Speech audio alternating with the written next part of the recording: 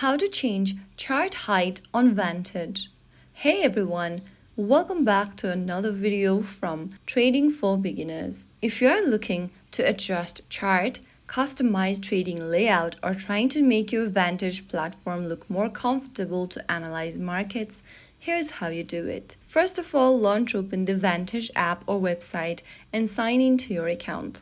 Now go to the Markets tab from the bottom of the screen and select a trading pair or the currency pair. After you open up the chart page, go ahead and tap on the gear button right above the chart on the right, and in the pop-up, you will see the chart height slider at the bottom. Drag the slider towards the right to increase the chart height. Drag the slider towards the left to decrease the chart height.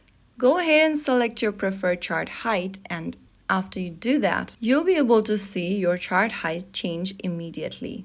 A taller chart helps you to see price movements more clearly, especially if you do scalping or technical analysis.